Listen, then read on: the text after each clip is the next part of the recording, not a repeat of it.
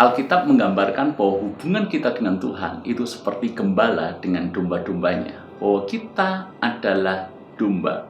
Domba adalah binatang yang lemah, bahkan bisa dikatakan domba adalah binatang yang bodoh. Domba tidak bisa berjalan sendirian. Kalau domba berjalan sendirian, bisa dipastikan domba itu akan tersesat. Mungkin dia bisa tersesat di tempat-tempat yang sangat berbahaya. Sedikit dia tergelincir, dia bisa jatuh ke dalam jurang dan selesai. Itu sebabnya domba perlu tuntunan. Siapa yang menuntun domba? Tentu saja gembalanya. Kabar baiknya adalah Tuhan gembala kita. Dia menuntun kita. Alkitab katakan, Tuhan menuntunku ke air yang tenang. Dia menyegarkan jiwaku. Karena itu saya mengundang Anda semuanya yang perlu tuntunan Tuhan hari-hari ini. Mungkin Anda hidup di era ketidakpastian. Anda bingung harus melakukan apa. Kalau Anda dengar akan berita ini, saya mengundang Anda untuk bergabung bersama dalam acara live streaming dalam program Waiting on God. Menanti-nantikan Tuhan supaya kita mendapatkan kekuatan yang baru. Tidak hanya mendapatkan kekuatan yang baru, saya percaya Tuhan akan tuntun kita supaya ada kesegaran yang baru di dalam jiwa kita. Buat orang-orang yang letih lesu dan berbeban berat, mari bergabung bersama-sama supaya jiwa kita yang letih disegarkan kembali di dalam hadiratnya. Sampai bertemu. Tuhan memberkati.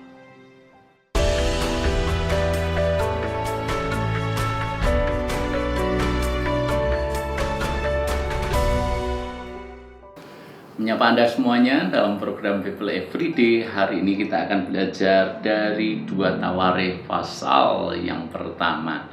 Saudara-saudara yang dikasihi oleh Tuhan, kalau kita bicara soal permintaan, pada dasarnya menurut saya permintaan itu terbagi menjadi 2. Ada permintaan yang menyebalkan, tapi ada juga permintaan yang menyenangkan. Saya berikan contoh, semoga Anda bisa menangkap dari contoh yang saya berikan ini. Contoh permintaan yang menyebalkan. Beberapa waktu yang lalu datang seseorang yang dia mengaku bahwa dia orang dari luar kota. Dia datang ke gereja, ibadah selesai, dan dia menjumpai saya. Dia berkata bahwa dia berasal dari kota Anu, lalu kemudian sampai ke kota Solo, dan kemudian dia ingin kembali pulang ke kotanya. Tetapi tidak ada uang untuk dia bisa kembali ke kotanya itu. Tidak ada transport untuk dia kembali ke sana.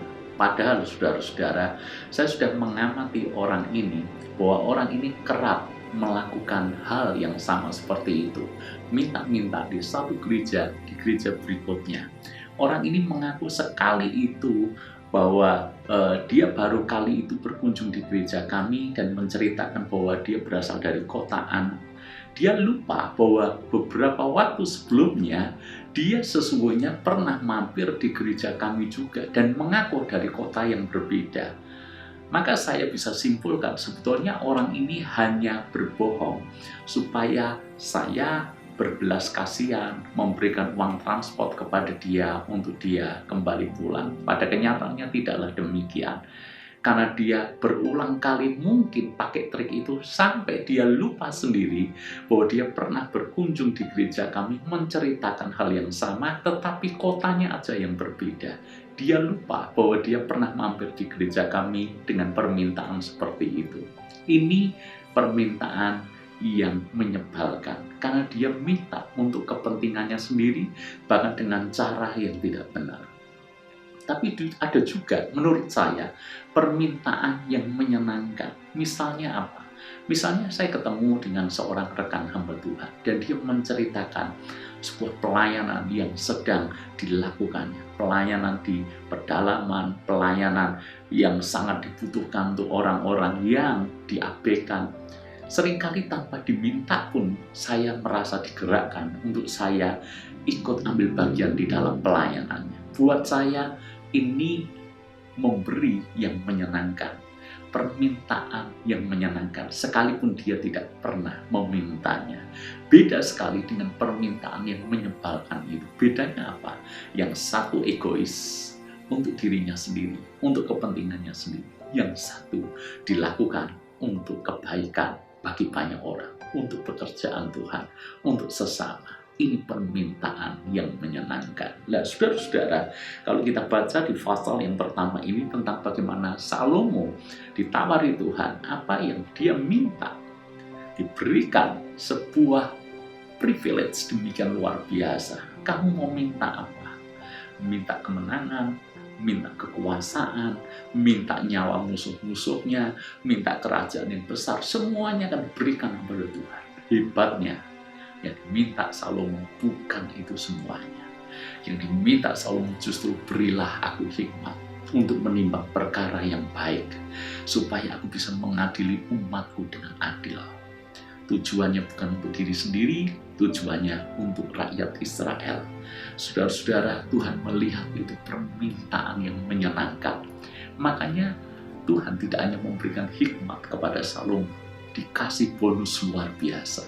Umurnya dibuat panjang, kerajaannya dibuat damai sejahtera, kekayaannya dilimpah-limpahkan luar biasa di era Salomo. Dia minta yang benar, dia minta yang baik, dia minta dengan permintaan tidak egois, maka Tuhan justru melimpahi dengan banyak berkat dan anugerah. Ya, saya ingin mengajak Anda semuanya menerapkan hal itu dalam doa-doa kita. Setiap hari kita berdoa tentunya.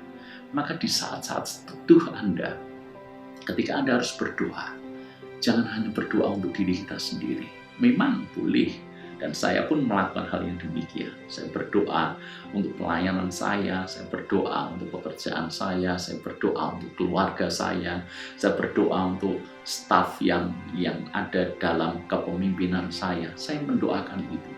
Tetapi saya juga melatih diri saya untuk bersyafaat. Saya begitu mendengar nama-nama orang yang tahu sedang butuh dukungan doa, maka saya pun mendoakannya. Seringkali saudara, ini hanya sekedar cerita sederhana.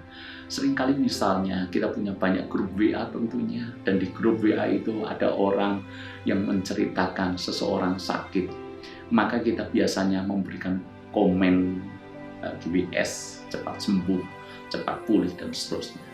Saya mendoakan agar cepat pulih dari kesehatan, dalam nama Yesus Tuhan jamah, dan seterusnya. Pertanyaan saya, benarkah kita mendoakannya? Benarkah? Ataukah kita hanya sekedar mengetik sungkan saja kalau kita tidak urun ketik di grup WA itu? Maka saya menyarankan kepada Anda, kalau di grup WA Anda mendengar ada teman Anda yang perlu bantuan doa, doakan di dalam jam doa pribadi Anda. Kalau Anda mendengar seseorang yang sedang punya masalah, doakan, sebut namanya. Apalagi kita dalam situasi pandemi seperti sekarang ini, hampir setiap hari kita mendengar nama-nama yang terpapar COVID. Maka yang kita lakukan adalah sebut namanya, minta kasih karunia Tuhan, minta berkat Tuhan buat nama-nama itu. Kadang-kala saya menyebut nama yang bahkan saya tidak kenal, tetapi karena masuk di grup WA, maka saya pun sebut namanya. Itu mungkin hal yang sederhana yang saya bisa lakukan.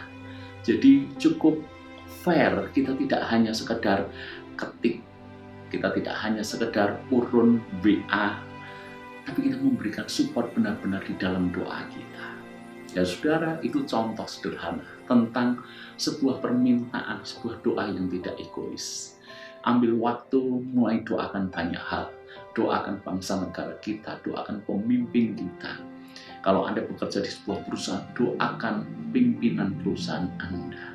Kalau Anda berada di sebuah gereja, doakan pemimpin rohani Anda. Kalau kita mendoakan orang-orang di luar kepentingan kita, sesungguhnya kita melatih diri kita untuk tidak menjadi orang yang egois. Dan kita perlu belajar justru doa-doa seperti ini yang berkenan kepada Tuhan. Nanti gilirannya doa kita justru dijawab oleh Tuhan. Saya menjumpai seringkali yang terjadi seperti itu. Misalnya ketika Abraham harus mendoakan Abimelek yang tidak punya anak, padahal Abraham sendiri belum punya anak, tapi dia mendoakan. Dia bersyafaat untuk orang lain. Giliran ketika apa yang didoakan untuk orang lain itu diwujudkan oleh Tuhan, Tak lama sesudah itu, maka dia sendiri doanya juga dijawab oleh Tuhan. Ishak lahir setelah itu. Demikian juga pemulihan Ayub. Kalau Anda amati dalam Alkitab, kapan Tuhan memulihkan keadaan Ayub? Ketika Ayub berdoa untuk sahabat-sahabatnya. Ketika dia sudah tidak fokus kepada penderitaannya sendiri, tidak egois, tapi dia mulai berdoa untuk orang lain. Tuhan justru memulihkan keadaan Ayub. Kenapa? Buat Tuhan itu permintaan yang menyenangkan. Ada permintaan yang menyebalkan, ada permintaan yang menyenangkan. Bagaimana dengan doa kita? Tuhan berkati.